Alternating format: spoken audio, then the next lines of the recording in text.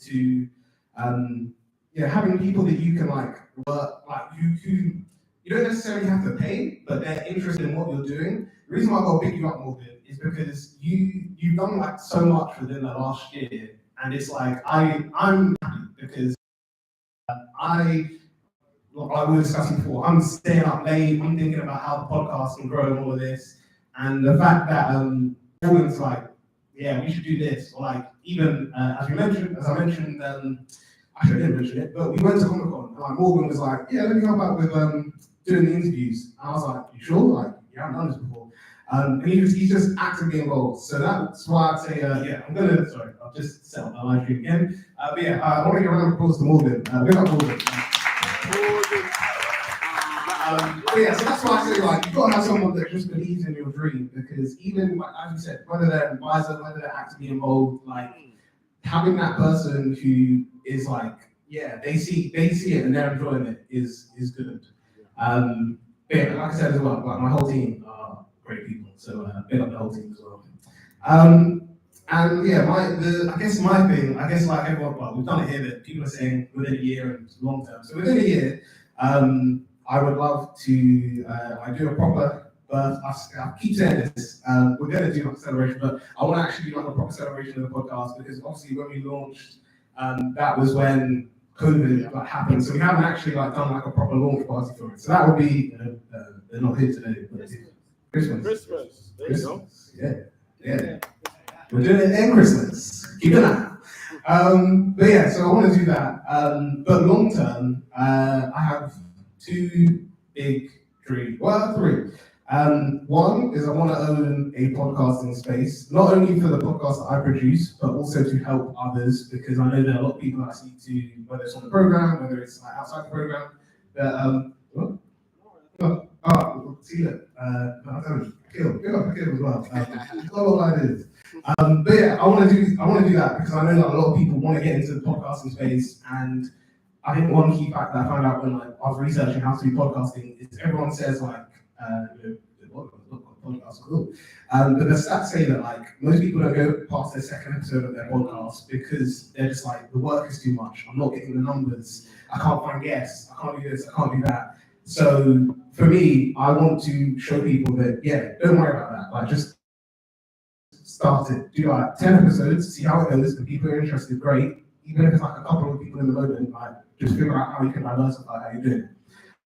The second one I want to do is I want to ensure that like I said, I really big. So I know that, especially given everything that's going on in the world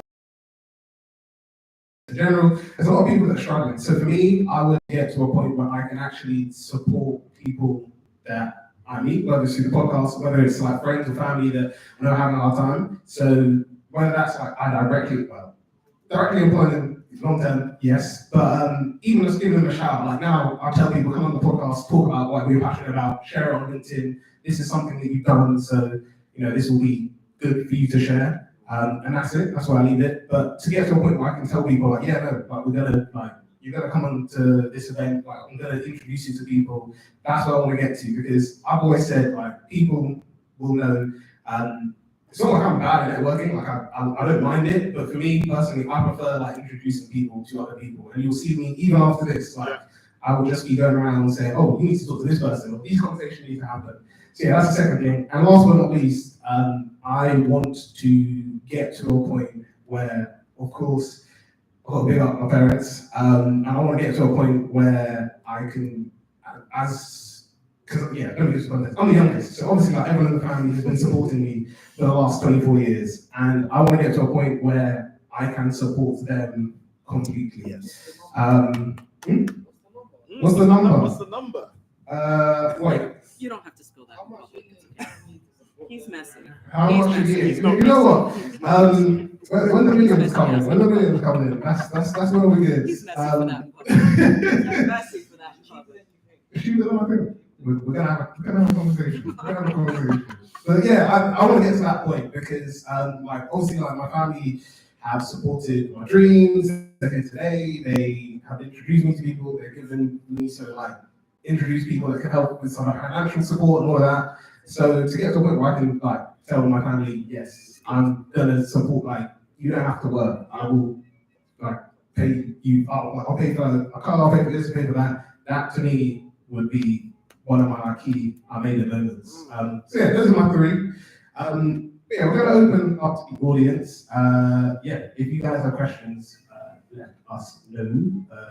Oh, we've got a couple. I think I saw. I'm gonna ask my trusty assistant. Oh, okay. Thank you. Oh, Big man. Akil's the Campus. Come on. He's Vanna Whiting. Thank you. Guys, thank you so much. It's been really, really insightful. I got to chat to on the panel today. I have maybe 2-3 major questions. I think the first question is refinement of your vision. I know you're building, and as you're building, there's so many things that come your way, and you're thinking, maybe I should try this. Maybe I should dip into this, and have the supplement, whatever it is I'm doing. How do you refine your vision when it feels as though the world is crowding, coming in, and you're being crowded out? That's the first one. The second question I have for you is criticism. Because I know online it's like the haters are gonna hate. Fair, true. But then how do you take on board constructive criticism that's gonna help you better with whatever it is you're building? I find I struggle with it a bit. I produce on the side, and today I got a voice note from one of the guests I had on the podcast I produced saying, actually, I felt like, there wasn't any clarity and there was an agenda that's being set. It was like, no, that's the intention of the podcast. There's no agenda, and there's a need to defend immediately. But I had to calm myself down and actually listen and take in what she had to say. And so I want to know what that is like for you. And I guess my final question is, how do you just keep having fun with it? Because I think sometimes it's overwhelming, and we've spoken about burnout, but how do you find the fun and it doesn't become a chore? So those are my 3 questions. Okay. All right. So refine vision. Yeah, I Receive like feedback. Fun. Like Fun. it. Thank you. Thank I you. needed Yeah, I needed that. I needed myself. that. I needed that. Okay, so refining the vision. Mm. I would say, and for me, especially being a multi-hyphenate, there can be a lot of things that hit you at once. So it's always going back to the core mission and just constantly checking in with your mission statement. So I have a mission statement for the company, and I have an artist statement for me as an actor. And I just review it every 3 months-ish, just so I always shiny objects syndrome, where it's oh, it's new, it's sparkly, maybe it'll fix all my problems. It's trying in your business well, able to also help you decide if what you're adding in is superfluous or if it's going to support you and you need that extra leg, and they'll be able to help you tell the difference because they're a little more objective. I think with criticism, it's interesting. I mean, I'm more B2B, so I don't really deal with anything online, so to speak, because entertainment's still so much built in in-person connections, and so I don't really deal with that type. But I think the number one thing I've learned with criticism is, whether it's a client or a collaborator, is to just not emotionally react. Because kind of like you said, there's that instant defense mechanism, which is very normal and very human. And I feel this very specific sensation, a tingle in the back of my head, and I know when I feel it, it's right, can you just give me a second, or I'm gonna just hop off 1 second, whatever you need to just kind of cool down, and then you can kind of clarify. And I think specifically if you're working clients or collaborators and there's a dialogue, it's always using I statements and not immediately jumping to you, because you don't want it to be an accusatory conversation. And then I think for the fun, I think it's kind of what I talked about earlier. It's just remembering it's not brain surgery. You don't have to take it so seriously. And it's also, again, going back to the mission and your mission statement of, why am I doing this? Why does this matter? And it's okay to also ask, here's the thing with fun, I'll say. If you love something, you don't like it all the time.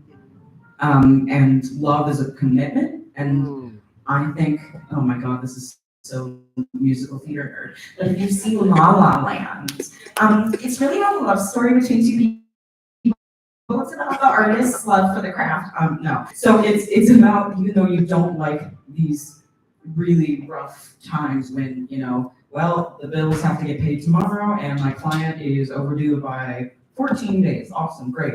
Or like, I keep throwing this at the wall and nothing seems to stick. It's just remembering that love is a commitment you have. You're not going to enjoy it all the time. And I think that helps you get back like kind of the mission, and that carries you through those tougher periods. So I think I hit everything. I was going to say, well done for remembering all of the questions. Thank you. Rolling. So refinement. So I had a great conversation with Nikhil. Amazing. Actually changed everything. But so basically, with the fashion company, so Archer Series is, I had all these grand dreams of being a fashion brand, like competing with all of that. And I'm not saying I won't get to that, but right now it wasn't making sense. So instead of like concentrating on B2C, like me selling to customers, I've shifted it to B2B. So I've had 2 amazing collaborations in terms of working with another organization business. So one is Walking Women, and if you've never heard of Walking Women, check them out, www.walkingwomen.com. An amazing group of women who walk around the UK and Europe and the rest of the world. So what's happened in our collaboration, I was able to like redesign their outerwear, so like their hoodies, their beanies, etc. And the sales from that collaboration have tripled any of the sales I was trying to do as a B2C. This is after we spoke. So what happened? So when I made that conscious decision to be like, okay, cool, let's just focus on getting these collaborations popping. From Walking Women, and shout out to Ginny. Ginny is an amazing woman. The sales were not just around the UK. We're talking Europe, Sweden. We're talking Hong Kong. We're talking Spain. Like that's where I'm shipping to. So I'm going to that post office like I was before, but instead of it being like local customers, we're doing international, and that is much more viable and makes more sense to the brand because the brand is about diversity and inclusion. So if I'm going to support a women's focused walking group, that makes perfect sense to me. Off the offshoot of that collaboration, they had a collaboration with another organization called Kids for Kids, which is helping kids and women in Sudan. And they were like, okay, we've got this collaboration, but we want you to design those clothing brands. So now we have another collaboration with Kids to Kids. So the B2B already is just working. And for me, it's less stress, worried about like individual sales. I'm not saying we don't still get those. That's great. Please buy. I don't need to stop buying. But it just makes things much more clearer. There's lots of clarity. Like I said, the majority of the work we're doing now is just making sure we can keep up with the demand. And I'm just going to move on to criticism. I think, and it kind of goes back, it's the same conversation as someone looking at what I was doing and saying, okay, I understand what you're trying to do, but that's not maybe going to work. Trust. And I'm not going to lie, that hit hard. Because when you have something in your head on a regular basis, and you're like, this is it, and then someone says, this is not it, you're like, oh, you have to recalibrate. I remember going back to the team and being like, okay, we're going to move in another direction. And when I explained it, they all understood. It was like, okay, cool, this makes more sense. So the criticism for me, I'm open to it, like super open to it, and not holding on to your idea for dear life, because it can change. I think that's really important. And then for the fun, I mean, I don't know what we're allowed to talk about here for fun. Are you really giving us a license? Fun roots. Like I'm a hip hop baby, and when it comes to fun, in my brain, I'm better than Drake. I'm better than Kendrick Lamar. So for my fun, it's just true stories, and some of my people who know me know this. I'm writing raps, I'm writing lyrics, and I'm recording them. You may or may not hear them. But that's fun for me because what it's doing is it's bringing me back to that youth when I was 16 and competitive, Wu-Tang Clan and bars and flow. Like that is fun because I don't necessarily get paid from that. I don't have to do it. It's so far from what I'm doing right now, but it just brings me back to that essence of having fun genuinely.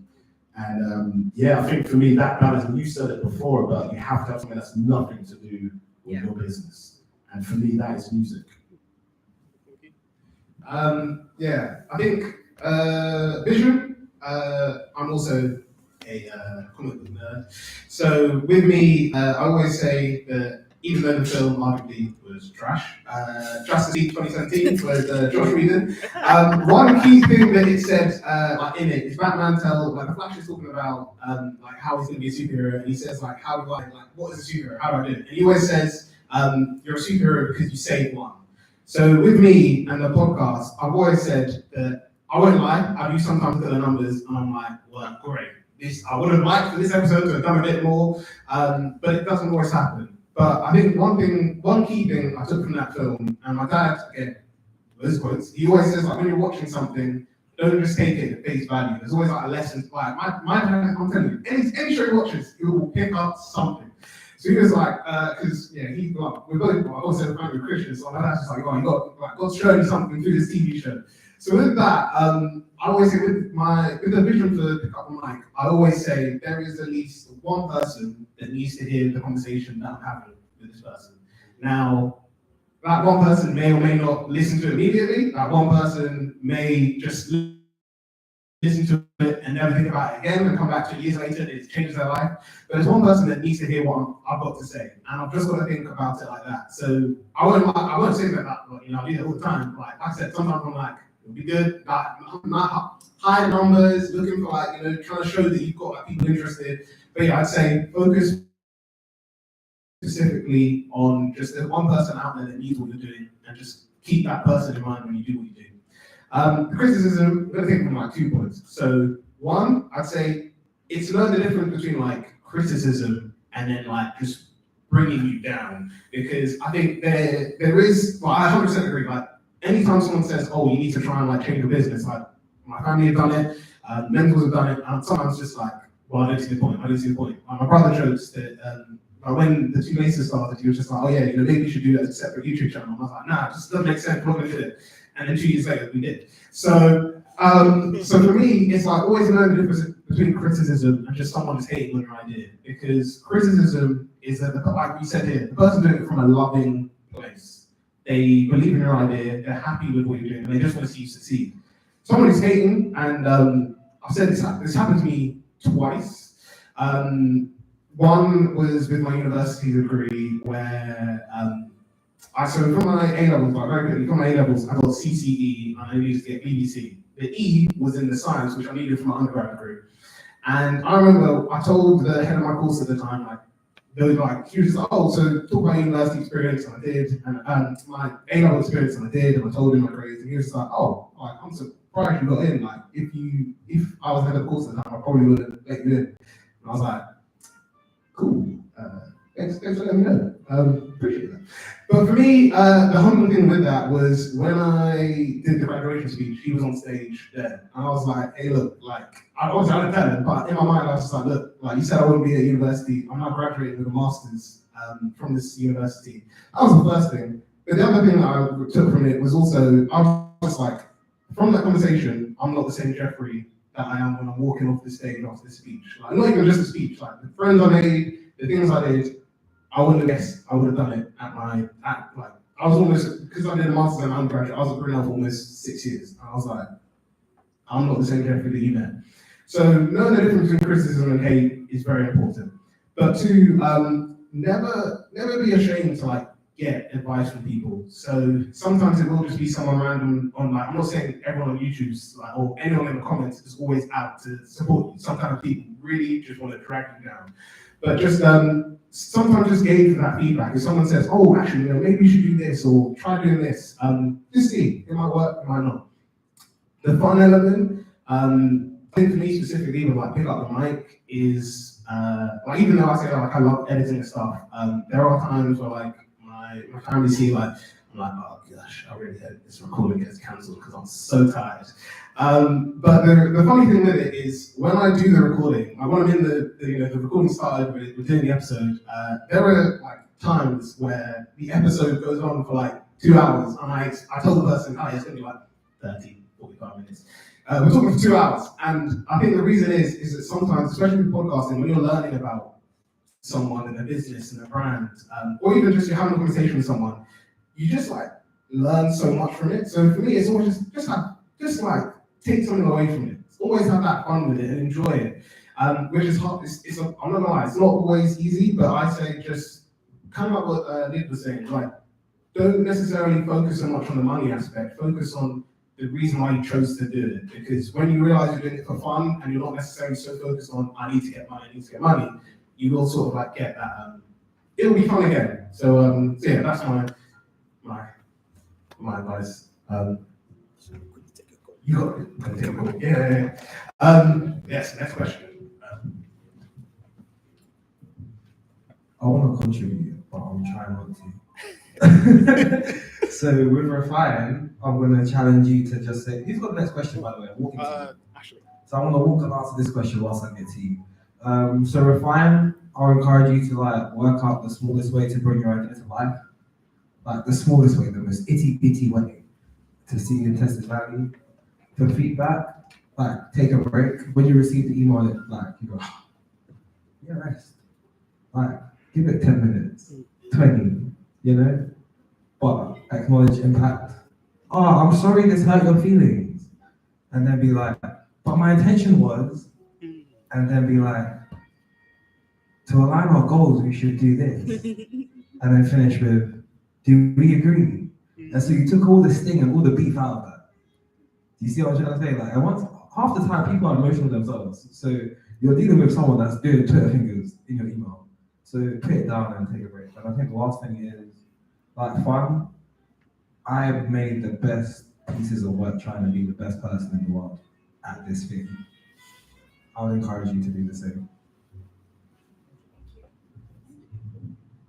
Firstly, thank you so much for sort of sharing your experience and talking about your businesses. So I have 2 questions, and just to give a bit of context to my questions, I also work in sort of DEI space. I launched my consultancy in April 2023 after almost 2 years of deciding when was that right time going to be, and I decided to take the leap and register my business and start. And I'm also a full-time EDI manager at a university in London. And part of my first question is, how do you go about promoting yourself? And this is really hard for me because I'm being a full-time EDI manager and I'm doing this on the side, but because of politics at work, I can't necessarily do that personally myself via LinkedIn. So I've done sort of cold emails, I've been to networking events to try and push my business, speak about it. But yeah, firstly, how have you gone about promoting yourself? And my second question, which I wrote down, because that just slipped my mind. Very studious. My second question is, so obviously that's promoting yourself, but my long-term goal is to go full-time consulting. And so when do you feel, or what potentially was it within you that thought, okay, now is the time to go all in and go full-time and leave the 9 to 5 and go into working 24/7 instead, but probably doing what your passion is rather than, you know, dealing with full-time politics at work. Oh, do I have a story for you? I've got better answers. You got that. It's not always about you, Akil. I know, right? This is why I'm walking the mic. Thank you, Akil. We appreciate you. So 2 questions, right? Promoting yourself whilst you have to deal with like forces of your employer. By the way, your LinkedIn is yours, not your employer's. That's true. That's how it started. That's true. The second one is, how do I transition into full-time working for myself? Do you need to? No, go. So I was gonna say, so promoting myself was tricky in the beginning because when I started, I was not actually an EDI production company. I was doing EDI outreach for theaters. So like I worked at the Royal Court, for example, trying to do outreach to demographics they weren't used to talking to, or that would represent the people on stage, right? So like I worked on a show with Baghdadi, where we really wanted to engage like the MENA community here in London, for example. And so a lot of the time promoting myself was quite tricky because people didn't even understand what I did or like the need and how give it all.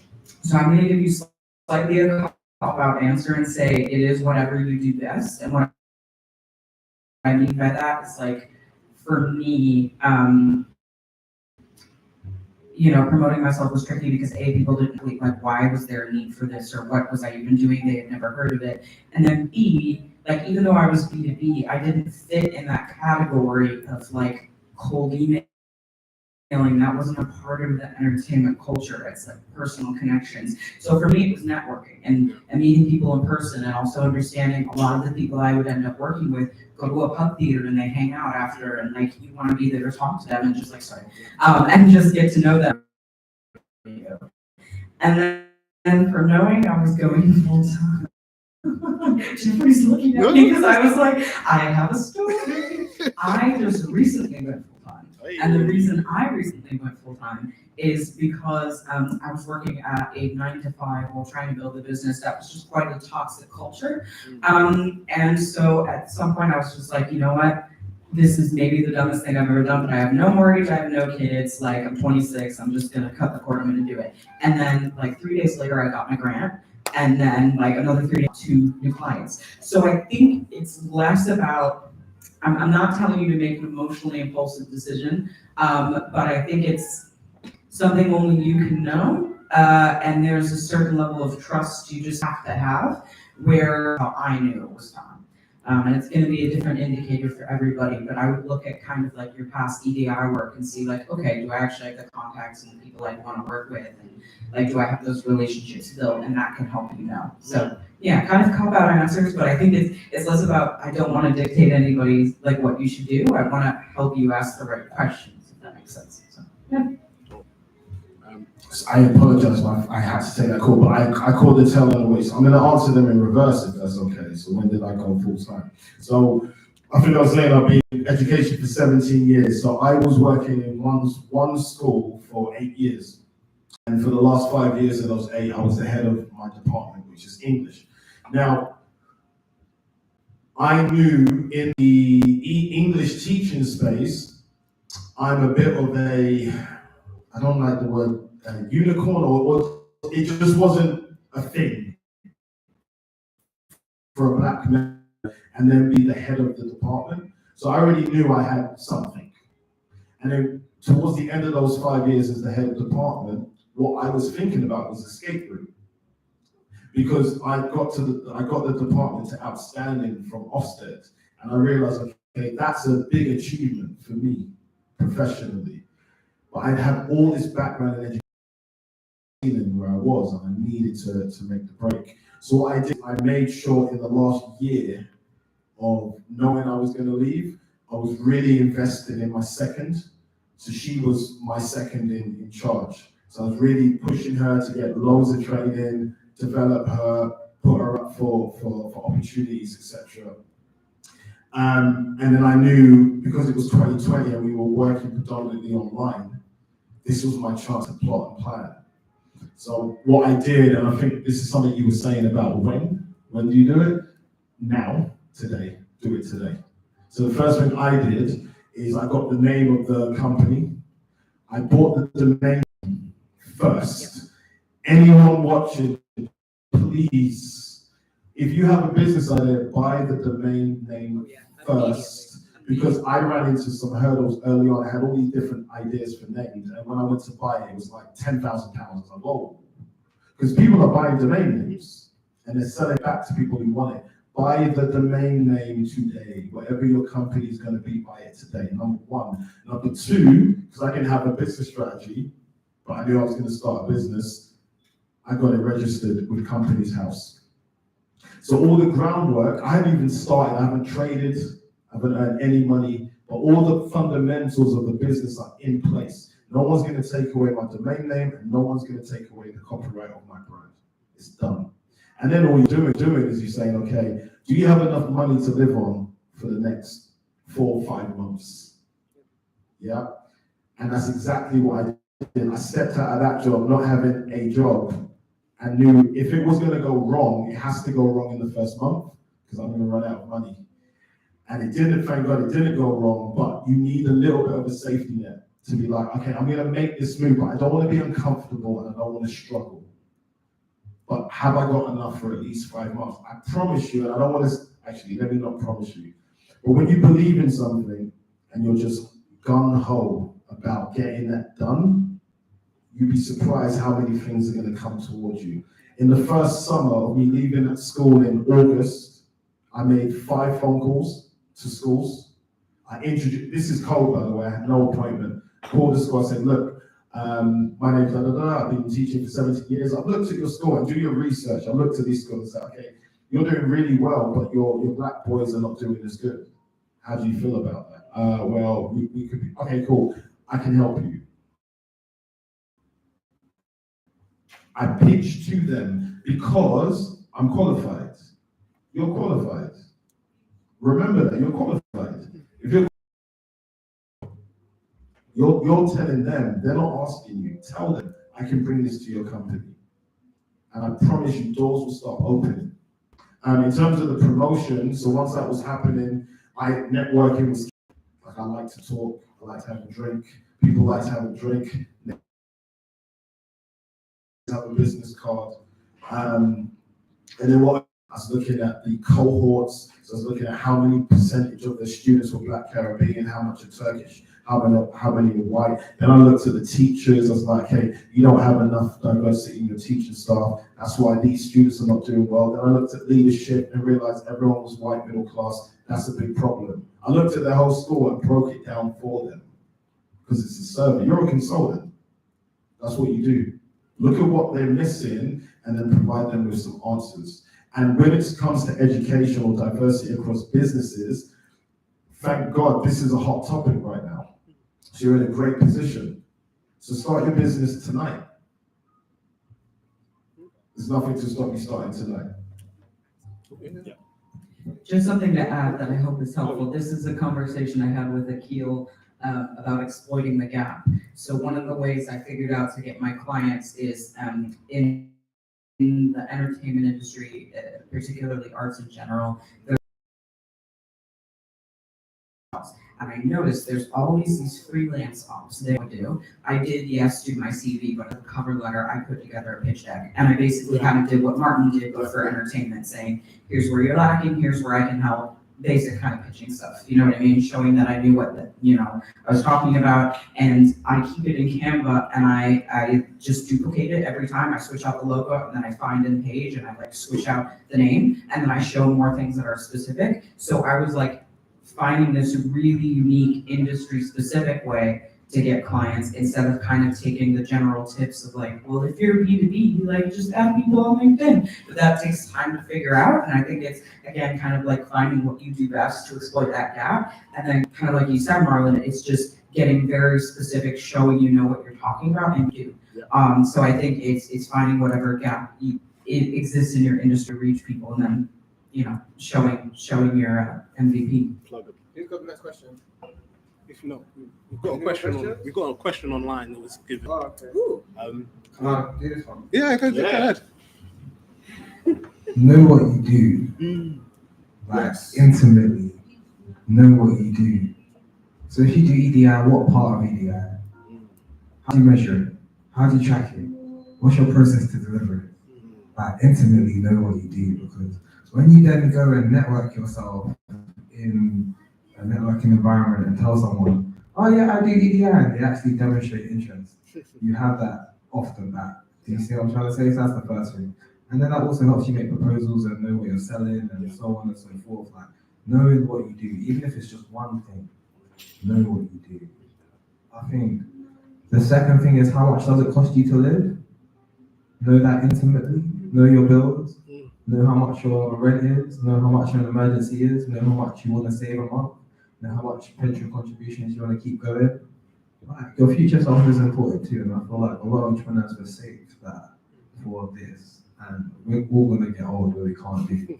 And all this forsaken when this pension pot should have been putting down, look after it. So yeah, know how much it costs for you to live. And then, all right, cool, you can't go outside really publicly. But then, to be honest, people are really ashamed and embarrassed of their EDI stats. And so the whole idea of people doing public procurement for their EDI stats is low. So really leverage that to be in your favor.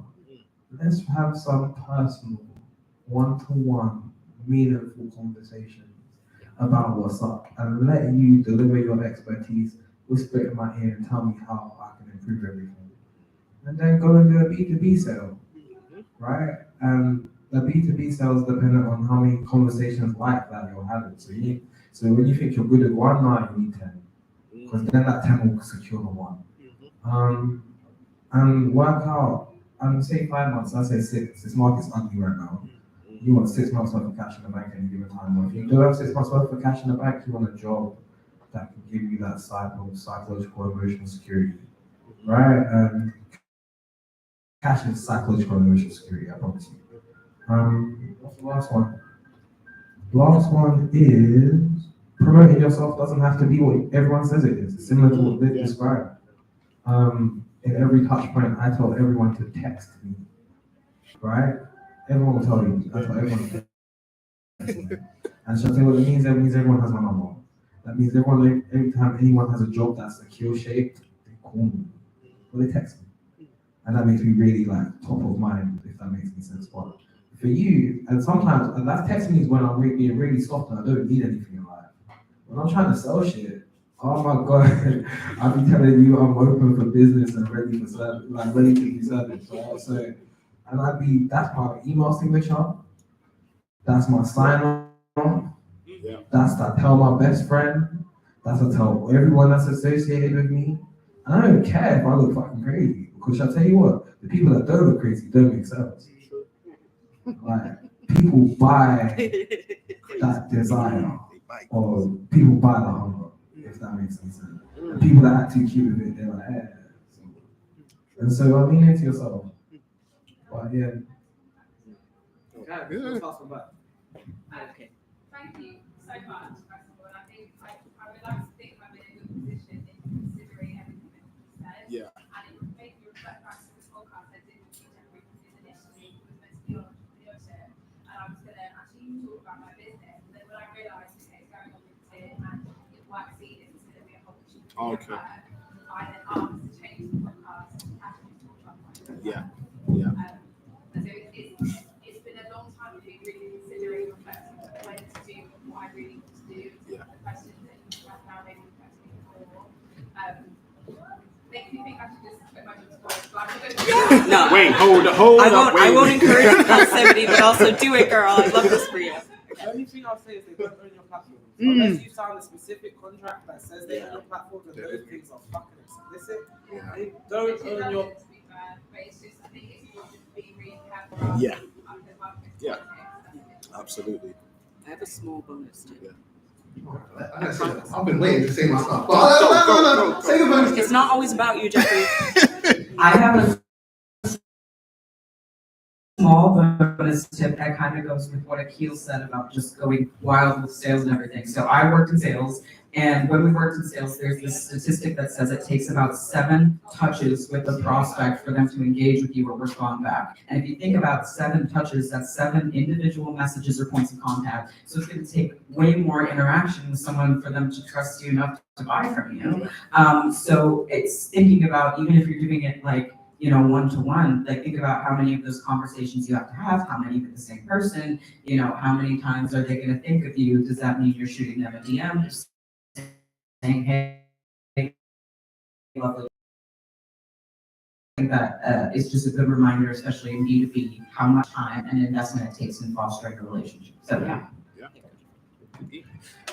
You sort of touched on it already. Obviously, I know we did the podcast episode, and I would explicitly say that is a very good starting point. Because I tell anyone that's been on the podcast, yes, you're on the podcast, you're helping to have this discussion. Ultimately, the audience, pick up my audience will be watching it. But I also say, at the end of the day, you're talking about something you're either passionate about, you work in the space, or you want to get into that space. So I tell everyone, share it. I share it on LinkedIn, I share it on my personal LinkedIn, I share it on my company's LinkedIn, share it on Instagram, TikTok, share it all over the place. But I said, I'm a limited person. So I've told people, like, get out there and share it, whether it's on LinkedIn, whether it's on Instagram, like, showcase to people that you do it. Because I think a lot of people forget, and even like one of the things I was commended about, I don't know about, like, my manager's not here, so I don't know about this interview for here, like, it was one of the things that helped me get the job.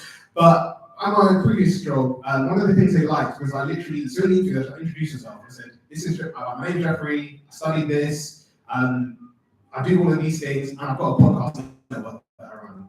And immediately, when you start having this conversation, you tell people, like, I've got a podcast, I've got a business, so I've got this, I've got that. And it doesn't necessarily have to be in like I'm promoting myself, maybe. You're literally just saying it like casually. People are just like, wait, what?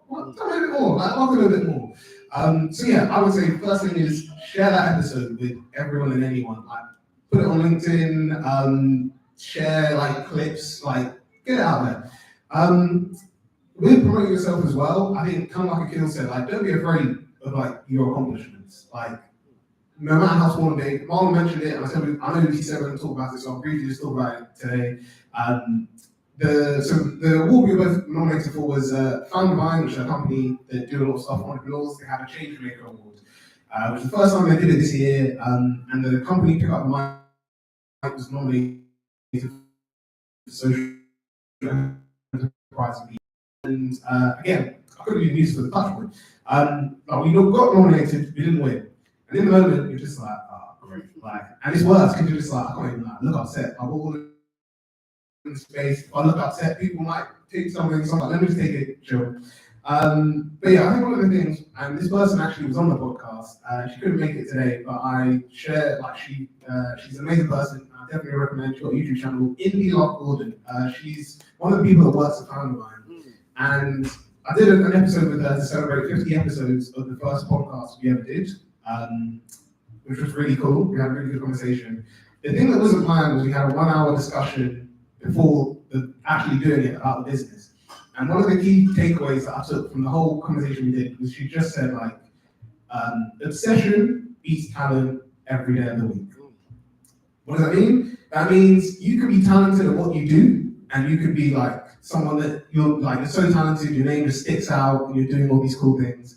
But when you're obsessed with it and you're like actively putting your name out there, you're sharing it, you're doing all these things, people will see that. And like Akil said, when you are sort of like acting like you're sending all these DMs, you're sharing all these posts, like people will be like, okay, this person's clearly doing something, they've got their dedication, I've got to come back to it. With the, what was the second one? The second question. Promotion? Oh no, when did you? Oh, yeah, when did you go full time? So I'm not full time with Pick Up the Mic. I still do it part time. But I think for me, again, like I said, I like comic books. So I'll link in quotes and stuff. And if you haven't watched it, definitely recommend. The second film came out this year, really good. Amazing. Spider-Man Into the Spider-Verse was the comics from. And there's a really cool scene. If you haven't watched it, I definitely recommend just watch the scene because it's amazing. So Miles Morales, who's the Spider-Man at the time, like it's called the leap of faith scene. And then he asked like this other version of Peter Parker, I won't get into the full detail of the film, he asked him like, when did you know you were supposed to be Spider-Man? And he said, you never do. It's a leap of faith, that's all it is. So sometimes I would say, sometimes you just gotta like, take the chance. I think like Akil said, it's also about knowing that level of financial security. So even if you have something now, I am doing it part-time because I cannot just solely depend on the podcast network. But just get to that point where you're just like, I'm going to take a chance. I'm going to see what happens. And if it works, great. If it doesn't, let me see how I can fix things. So yeah, always never be afraid to like take that leap of faith. But yeah, I think there was something else I was going to say.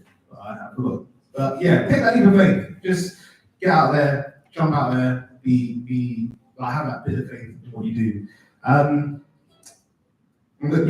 Just because of the time, I'm just going to quickly check. Has anyone got any questions in the room? Because we do have one question. And if not, we can this is the last question. One of the questions online was, how do you cope with stereotypes / unconscious bias? Oh, I love it. Which, yeah, we could probably do another hour about. Oh my God, yeah. But yeah, but instead of not, and obviously, like I know because of time, and I think the bathroom will be closing soon. I want to make sure you guys can eat and still drink. So, yeah, we're gonna have to keep this short, as short as possible, guys. But how do you cope with that? Especially when I think also, as you said about promoting yourself, getting out there, having that leap of faith. How do you cope with stereotypes and unconscious bias? I'm just gonna like, I like it. So I would say to anyone that feels or knows kind of being, I don't want to call it a victim, but people are judging you, lean into it. My whole thing is about, I just want to show people what I do. I'm not going to talk about it, I just do it, and you can make your judgments after that. It's funny because we both have the same answer. I also lean in a lot of the time because, when I did this recent grant that I got and I did a pitch for it, I just lean into the fact that as soon as I open my mouth, I'm interesting to you, I'm a little different, and I don't show up in like traditional workwear. I'm usually in some sort of pink head to toe. Usually it does get tough is more on the acting side of things because particularly I get conflicted of I want to do more straight acting like plays and TV, but a lot of being pushed into that box of musical theater for 100. But the actor part, I'll be honest, haven't quite. So. Don't feel like you whether you're whether it's to do with your race, whether it's to do with your gender, whether it's to do with sexuality, that's you at the end of the day. I guess is what I'm trying to say. So I know, for example, I can't just wake up tomorrow and be like, damn, I wish I was white.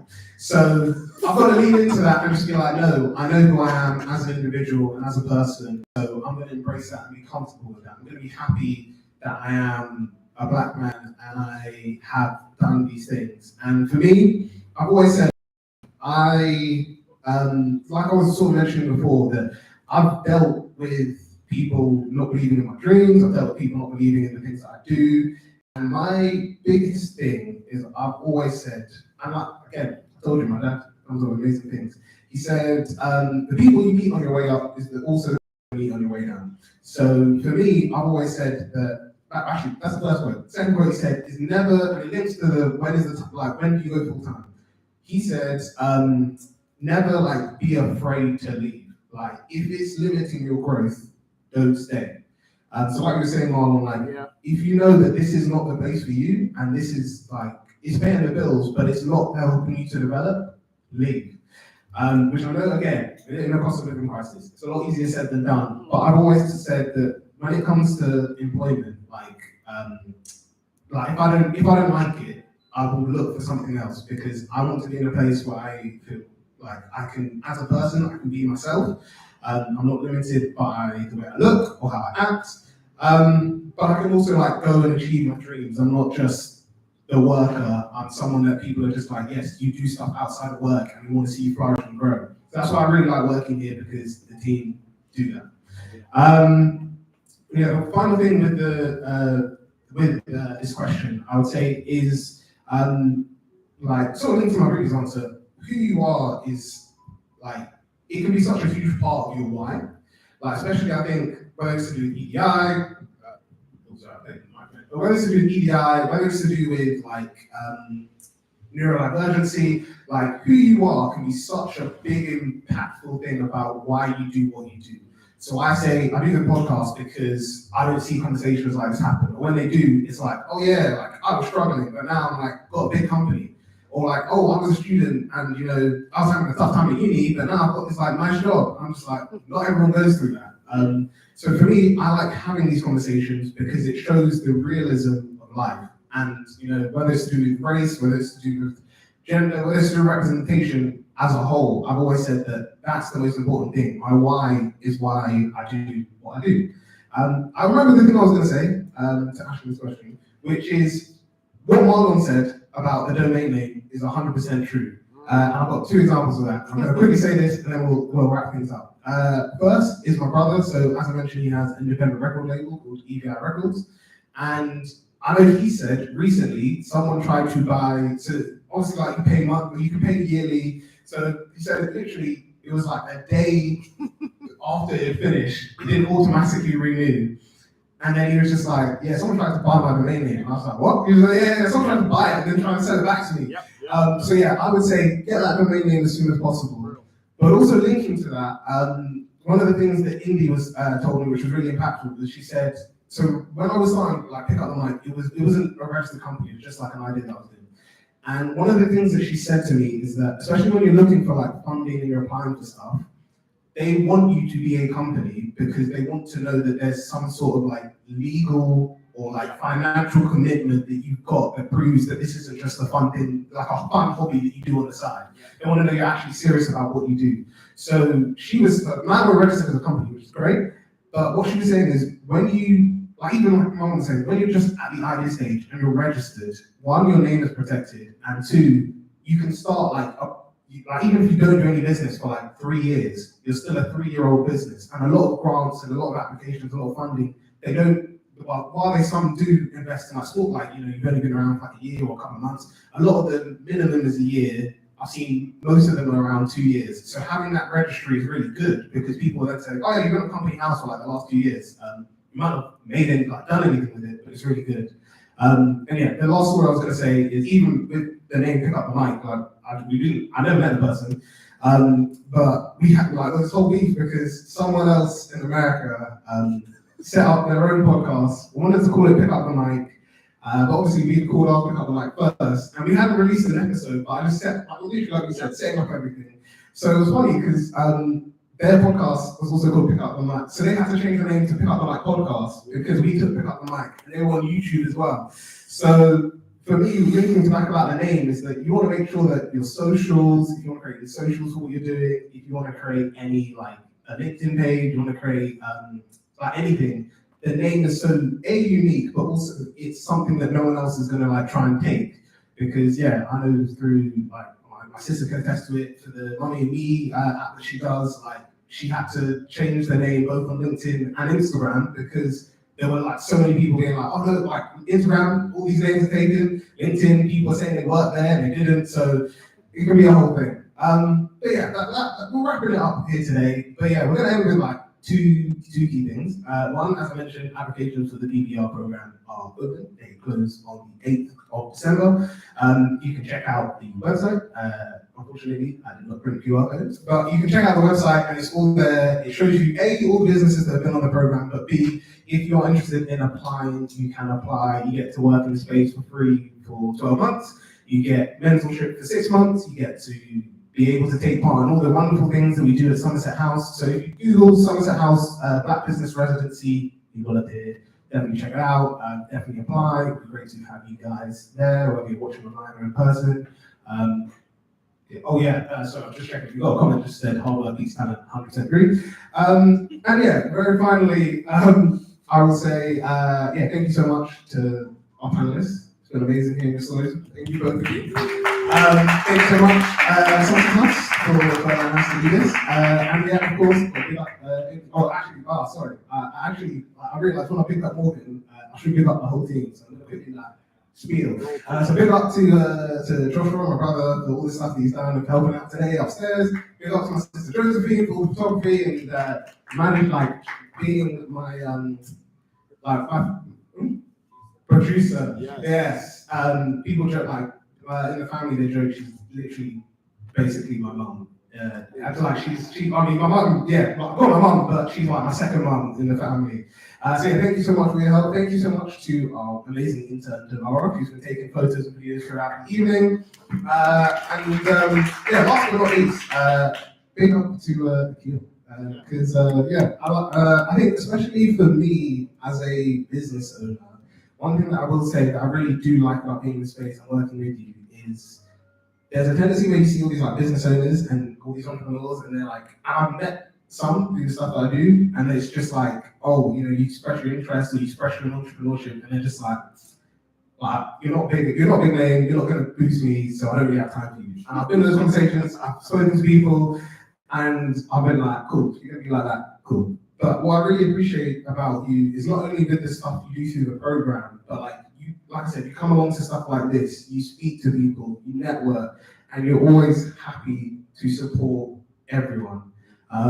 One I've got to mention it because it's a bit of a funny thing.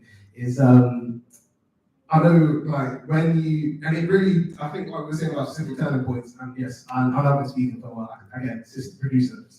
But yeah, I think one thing that I do need to mention that I really do appreciate that you did was you might not have thought about it, but in my interview that I had with you, one key thing that you mentioned is obviously my background. My undergraduate was in environmental science. My master's was in sustainability, entrepreneurship, and design. And one question that kind of threw me off, but I really appreciate to this day, was you turned around and said, thank you for answering all these questions, but one key thing I need to just check is, why do you want this job? This is very entrepreneurial. Why are you applying? What's the thought process behind this?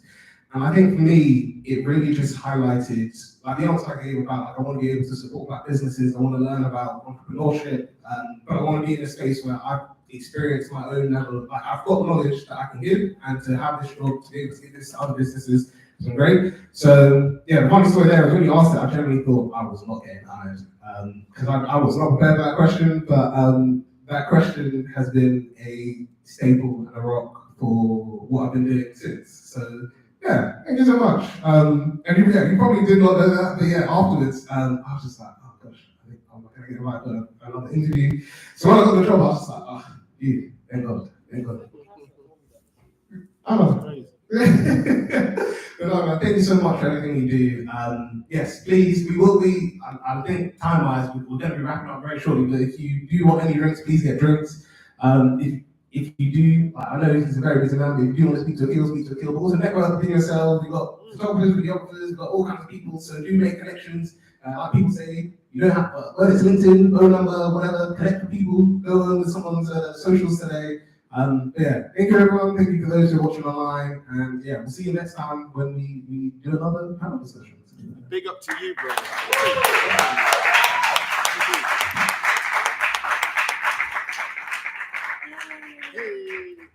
I will also say that there is loads of pizza left, so